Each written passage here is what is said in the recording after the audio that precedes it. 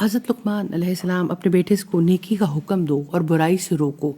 ہمیں کس طرح سے ہم اپنے بچے کو یہ عمل سکھا سکتے ہیں کہ ہم اس سوسائٹی کا ایک اہم حصہ ہیں اور نیکی کا حکم دینا اور برائی سے روکنا یہ ہمارے فرائض میں سے شامل ہے.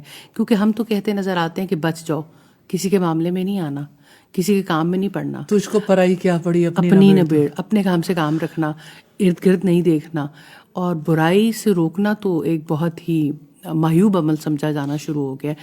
تو بچے کو نصیحت ہو رہی ہے کہ نیکی کا حکم دینا ہے، برائی سے روکنا ہے.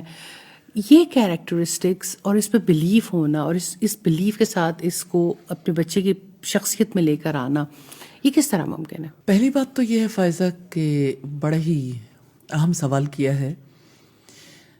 ایک والد کی اپنے بچے کو نصیحت ہے، اللہ سبحانہ تعالیٰ نے اس نصیحت کو رہتی دنیا تک کے لوگوں کے لیے مثال بنا دیا.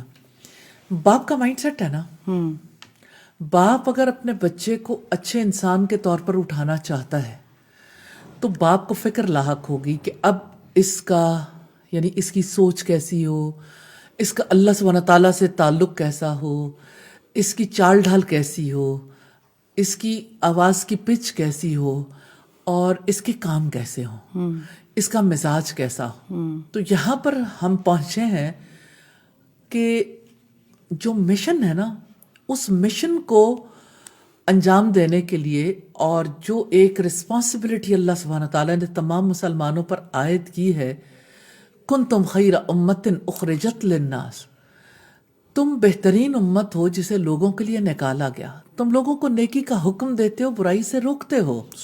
تو اس مشن پر اللہ سبحانہ تعالیٰ نے لگایا اور اس امت کی یہ ذمہ داری ہے، اور ہر فرد کی ذمہ داری، ہر فرد کی. ہر فرد کی. تو ہر باپ کو، ہر ماں کو اپنے بچے کو اس قابل بنانا ہے. تو یہ پرائم ریسپانسبلٹی ہے کسی بھی پیرنٹ کی، کسی بھی پیرنٹ. یعنی کوئی مختص تو نہیں ہے یہ کہ صرف دیندار کی پیرنٹس یا صرف چند ایسے لوگ جو دین کو سمجھتے ہیں، یہ انہی کی رسپانسبلٹی نہیں ہے، یہ ہر ماں باپ کی رسپانسبلٹی ہے. اگر کوئی بلیور ہے، اگر کوئی مسلم ہے تو وہ اس رسپانسبلٹی سے بھاگ نہیں سکتا. اگر وہ بھاگے گا، he is and she is accountable because he and she is responsible.